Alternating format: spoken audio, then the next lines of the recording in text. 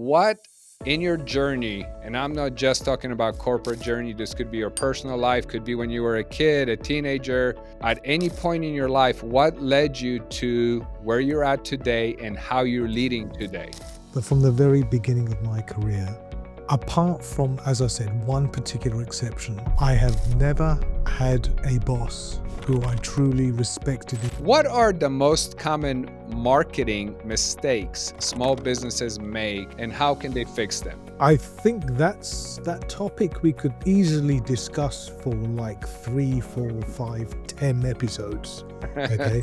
In no particular order, I think the one that immediately springs to mind is the only thing that makes customers buy on your website is the copy. I'm curious, how does Kexino enable startups who have limited budgets, obviously, to access world-class marketing? Startups don't necessarily have small budgets.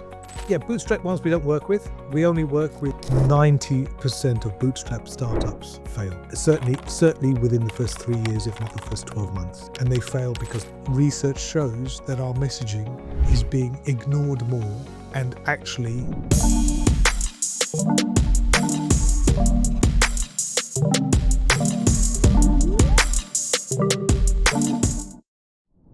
Welcome to another episode of Boardsi Leadership Talks. I'm your host, Martin Rowinski, CEO of Boardsi and co-founder, where we connect visionary executives with companies seeking strategic leadership and transformative insight. Today, I'm thrilled to welcome a guest whose work lives at the intersection of marketing innovation and behavioral science. Gee Ranasinha is a seasoned marketing strategist, a keynote speaker, adjunct professor, and the CEO of Kexino. And Kexino is a global marketing firm dedicated to helping startups and small businesses not just survive, but thrive in today's digital first economy.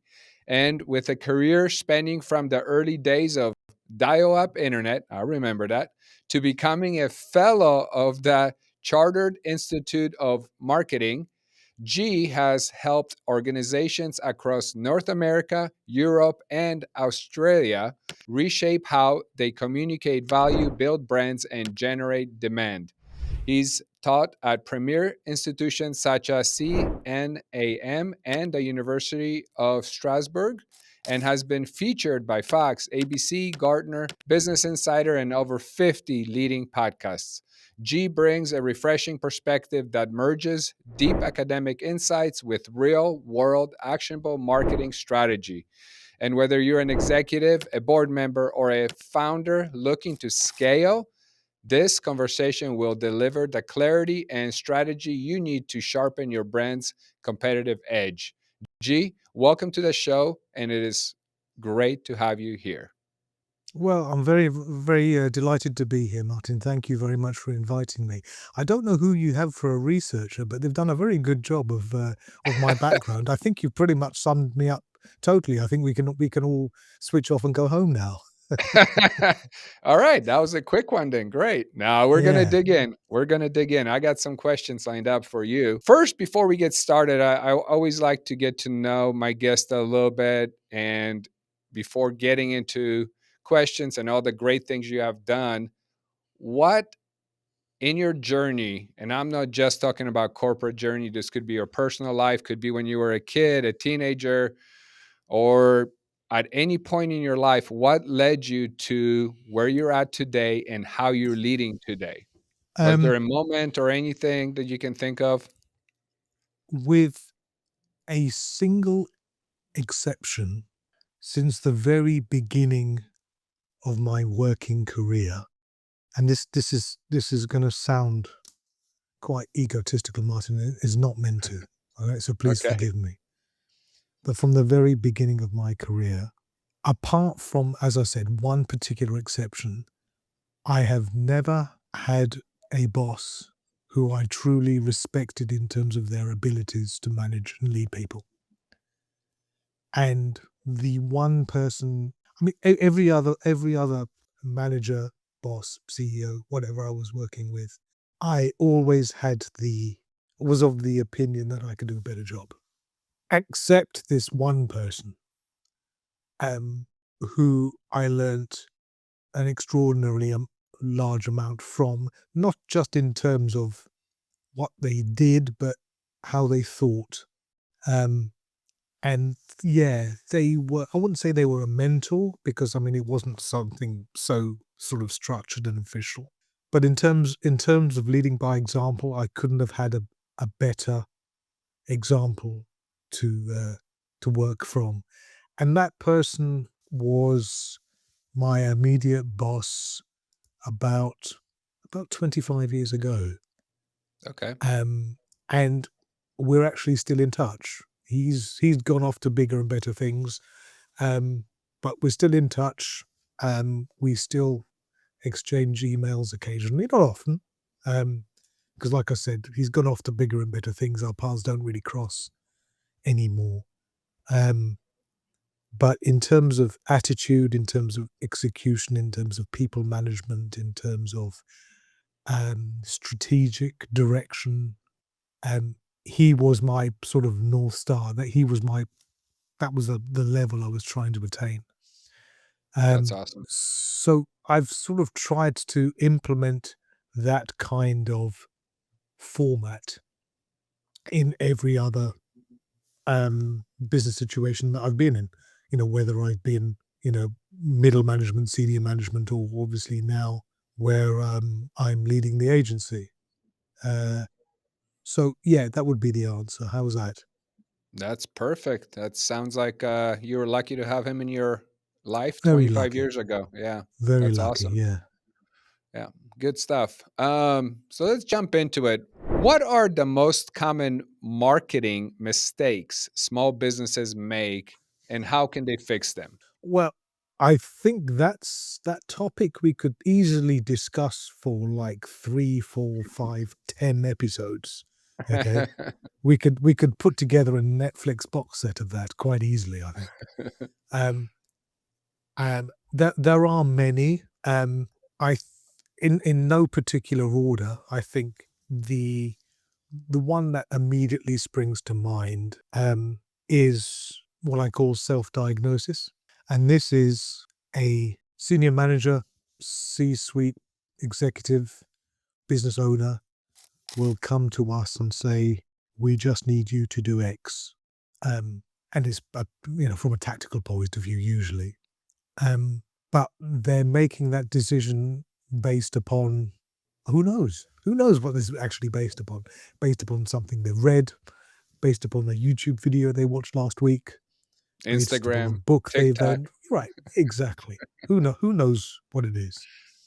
They they think they've diagnosed the issue and have come to the solution and just need someone to do that solution. The thing is, since 99 times out of 100, the person concerned doesn't have any real experience or education in marketing, they're flying blind, right? For an example, if I go to a garage and I go up to the mechanic and I say to the mechanic, I need you to fit a new transmission in my car, okay? The mechanic's going to say, "Well, hang on a minute.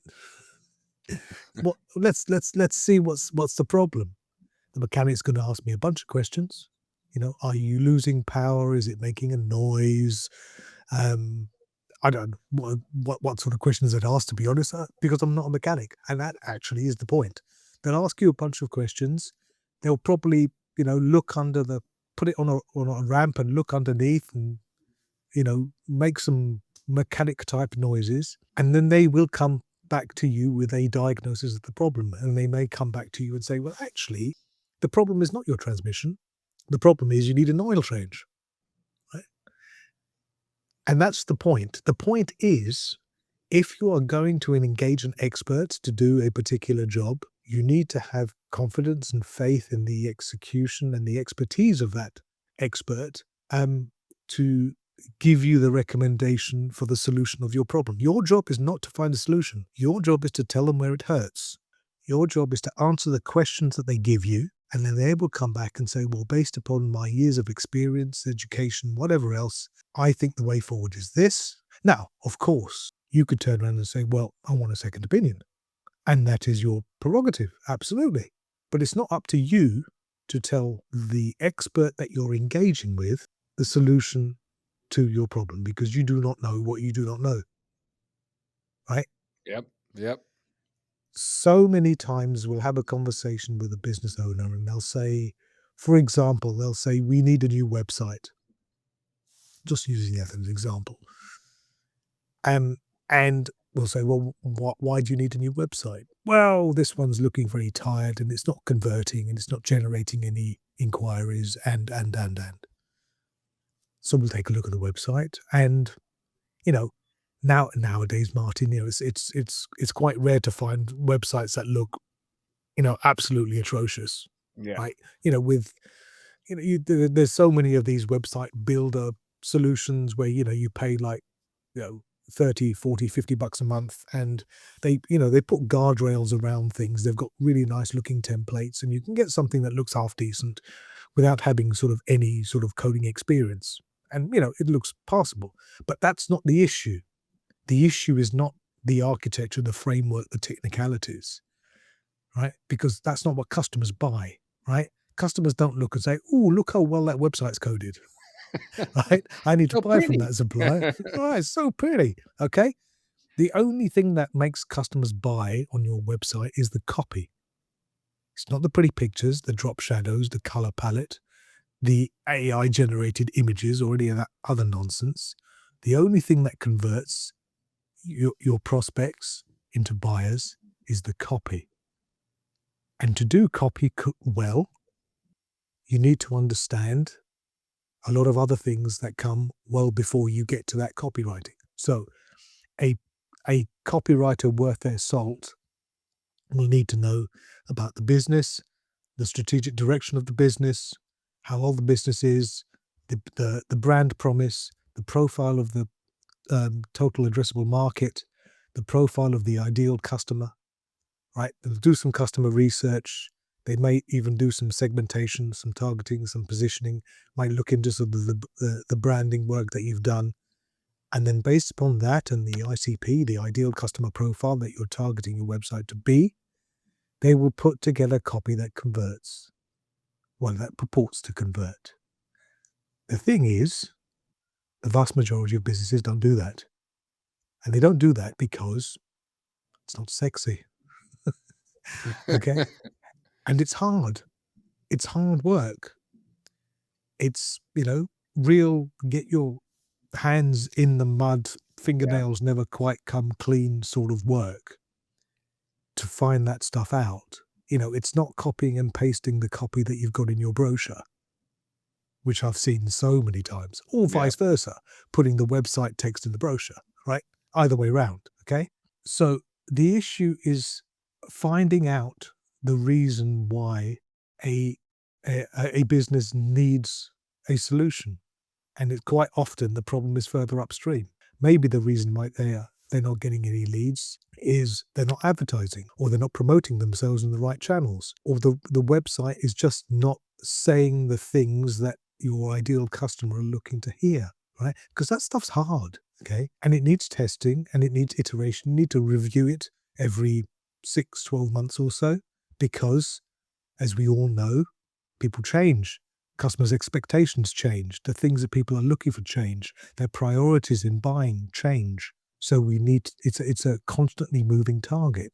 So we need to adapt our messaging to be in empathy with the expectations of our buyers. So by coming and saying we need a new website, all that would be happening is you'd have some, it's like, respraying an old banger. Okay. Yeah, it looks nice. Paintwork looks great. Look how many clear coat, the thickness of the clear coat on it. It looks wonderful. And you start it up and it still sounds like a box of spanners, right? So true. Okay. So we need to get to the heart of the problem, and that comes from diagnosis. Sure. And that diagnosis is done by the expert, not done by the patient. So that's one of the common mistakes that I see. Got it. So I'm curious, how does Kexino enables startups who have limited budgets, obviously, to access world-class marketing? Startups don't necessarily have small budgets. Okay. If we're talking about, bootstrap ones we don't work with. We only work with funded startups. Bootstrap, bootstrap startups, this is probably going to be quite contentious, but 90% of bootstrap startups fail. Certainly within the first 3 years, if not the first 12 months. And they fail because of lack of cash flow, because they expect if we build it, they will come. They underestimate the amount of working capital that they need. They underestimate how much cash they need to burn to get from 0 to 60, and they implode. The reason why they implode is not because of customers. It's not because of sales cycles. Number one reason why companies explode, any size company explodes, is because of cash flow. Simple as that. So whatever budget they put together for marketing is probably 30% of what they actually need for marketing. They totally have no idea how much to put for marketing because they're waving a wet finger in the air and thinking, well, probably about this, right? But they have, big aspirations, which is great. But when we work with startups, like I said, they have to be funded. PE, VC, bank, relatives, grandmas, whatever it takes, right? We don't take on any startups without seeing their business plan. If we don't think the business plan holds water, we don't take on the client because we know. Well, I've been playing this game long enough to know that when it all ends in tears, the business owner will never blame themselves, right? They'll blame sunspots, they'll blame COVID, they'll blame 5G, they'll blame, whatever conspiracy theory you want. But it'll never be their fault. They will say that marketing agency took us for a ride and we spent much more than we can afford. And we will get tired with it. And the fact that maybe the product sucked or they totally misunderstood their market, or there wasn't a market, right? It's not, quite often we'll get business owners saying, we've got this product, we can't sell it. And it's like, well, hang on, this is the wrong way round, right? It's not about finding a gap in the market. It's about finding a market in the gap, right? And just because you build a widget doesn't mean people see that your widget solves a problem that they understand and appreciate and see as being a problem. Okay? True innovation, where you're actually going outside of something that people identify with, is a very expensive place to be because you're spending your first 30% of your marketing budget on market education to actually educate your market as to the problem that you're solving, which they may not know because they don't have a frame of reference. Then, of course, you have the very strong likelihood that if there is a market opportunity, you may have a bigger, better funded competitor swoop in and take ownership of that market space, right? As I say, it's, the early bird may catch the worm, but it's the second mouse that gets the cheese, right? Yep. So, you look at any, well, not any, but if you look at most very large successful companies, they don't as much innovate as evolve existing solutions in their own image. So the problem is already understood by the general populace. They're just solving that problem in a different way. But if you're coming in something totally new and innovative, where you have to explain to people a problem which they didn't even think they had, then you're already on the back foot. And that isn't always the case. And, there are plenty of people who are looking to invent a better mousetrap, and that's fine. But if they're a startup, they're an unknown quantity. So they have to come from a position of total of being unknown to a place of familiarity to the point where a customer will make that bet and buy from them rather than a more established, more well-known competitor. And that's a tough thing to do. And if we're looking in the B2B space, then it gets even worse because, while from a behavioral science point of view, it's very similar levers that we're pulling to get into that space. So, it's not my first rodeo, Martin. Um, so the issue with B2B is that not only do you usually have more than one person to convince, but people in B2B don't buy the best, whatever the best is in a particular category. Yeah. What they're buying is invulnerability to risk. They don't buy the best product in a category. They buy the product that they see as being the least risky, right? They don't want to lose their job over the decision that they make from purchasing, right? Yep. 50, 60 years ago, there was a saying that said nobody ever got fired for buying IBM, right? We probably heard of the adage. And, it's as relevant today as it was then. If you look in the B2B space of pretty much any category, it's the same 3, 4, 5 competitors that keep on coming up again and again and again. And between those 5, they carve up pretty much 90% of the market. Not because they're producing the best product, but they're producing the least risky product. Because in the B2B space, there's 2 questions you're asking the vendor. Number 1, how much does it cost? Obviously. And secondly, who else is using it? Right? Because they don't want to go out on a limb for you for it all to sort of collapse like a house of cards. And Yeah. those guys get the blame, right? That's what you're buying. When you're buying from a big vendor, you're buying that assurance, that security, right? You're buying the fact that you will be made to look good. And by buying from that vendor, you're more likely to get a promotion. That's what we're selling in B2B. Risk invariance. Yeah. So how should companies integrate behavior insights into their branding and sales funnels? Very simply, actually, understanding your customer. The issue is that more and more of marketing, we're spending more and more on marketing, right, as a percentage of revenue. Yet the effectiveness of our marketing is going down. Okay, we've got all of these tools, all of this technology, yet we're reaching fewer and fewer people. And research shows that our messaging is being ignored more and actually upsetting people. They're getting annoyed more by our messaging. And the reason is because one of the reasons is because our messaging is purely focused on logic, pragmatism, and rationality, and is missing out on the ways that we as human beings buy stuff, which involves logic and pragmatism and rationality, but it also involves emotion. It involves context, and it involves understanding behavior. Right? We will make a decision based upon our emotions and our context in one way, which could be totally different if the context is changed. And we can influence the buying behavior just by shaping the way that we choose to present our value offering to the point which invokes an emotion. Anything we buy, whether it's B2B or B2C, we buy emotionally, we buy from the heart, and we post-rationalize logically, right? Even in B2B, right, we're still selecting from a very small group of providers.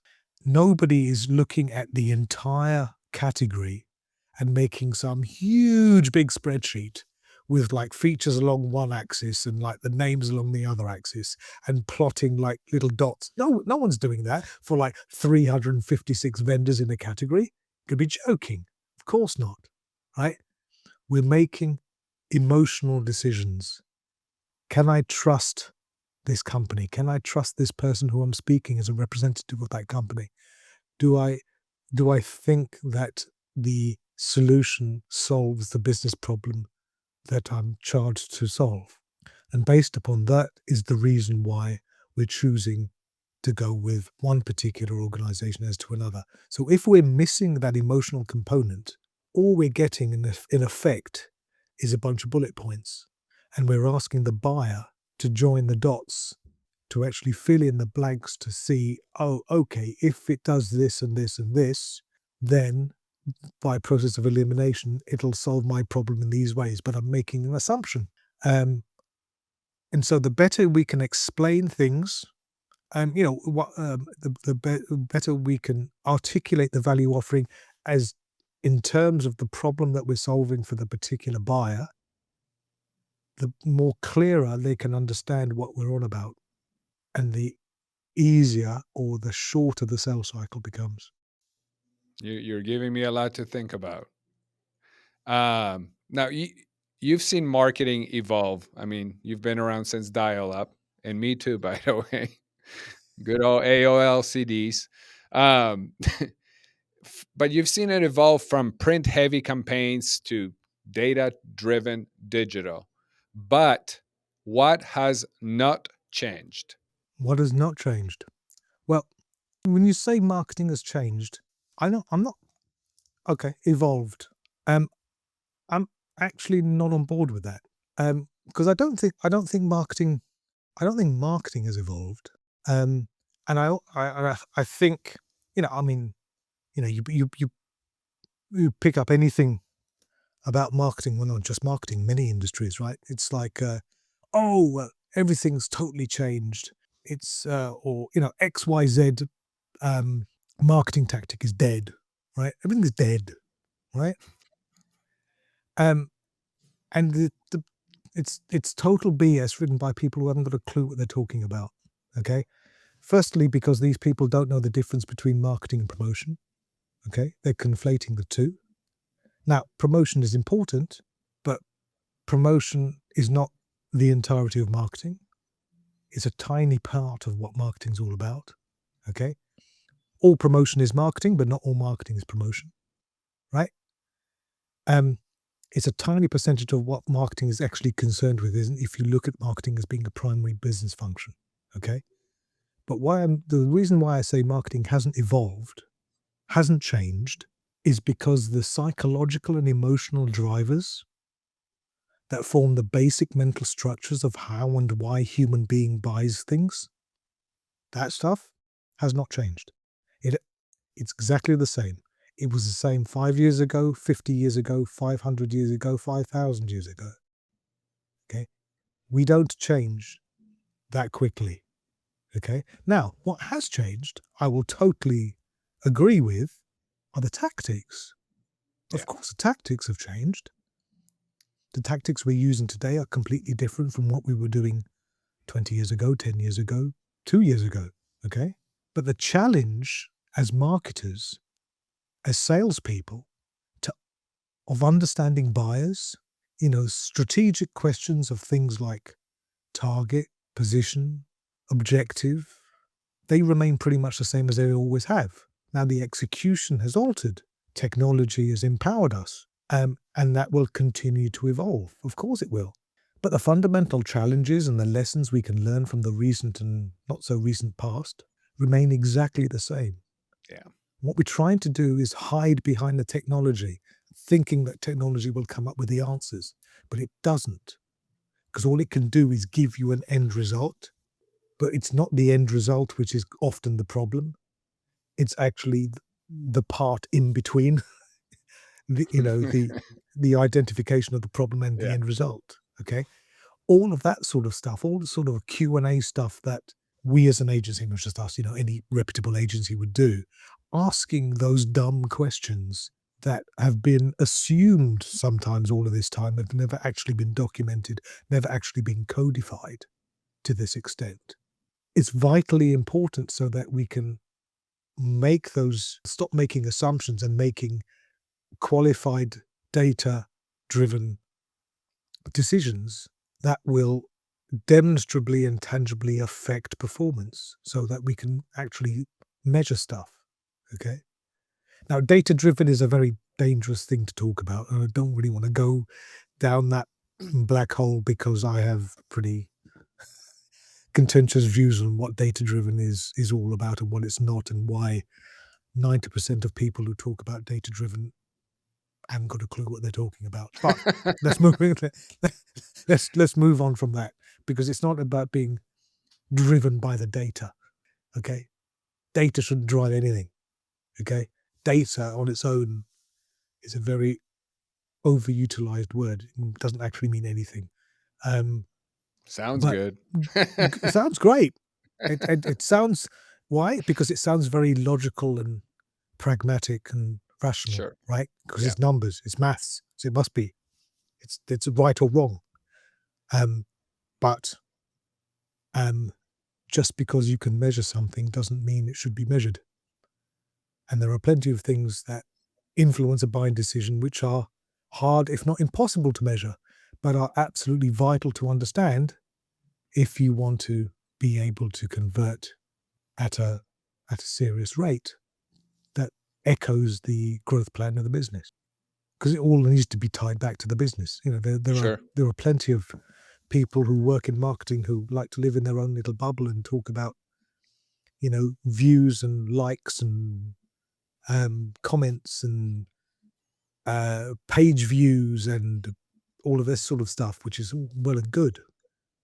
But you know, the only thing that we really want to know is, you know, sales, right? What's the ROI? Well, ROI is another hornet's nest, because when marketers talk about ROI, it's not the way finance people talk about ROI, and Sure. and that's another reason why I think marketing as a role is not given the respect it deserves, because most marketers don't talk the language of business, which is the language of finance. They can't adapt their articulation in ways that make sense to non-marketers, to civilians, as I call them, right? We have to remember that the people around the boardroom are generally from a economics or engineering type background. They don't understand marketing terms like distinctive brand assets or excess share of voice or qualitative and quantitative analyses and this sort of stuff. All of the jargon and the acronyms that we bandy about, you know, in our own little world, in our own little bubble, which means absolutely nothing outside of marketing. We don't adapt our language according to the audience, which seems quite very silly thing to do, since that's primarily what marketing's about, right? So it's, you know, it's like do as I say, not as I do. Yeah. Thank you for tuning in to Leadership Talks. Don't forget to subscribe for more insightful conversations with industry leaders. Your support means a lot to us.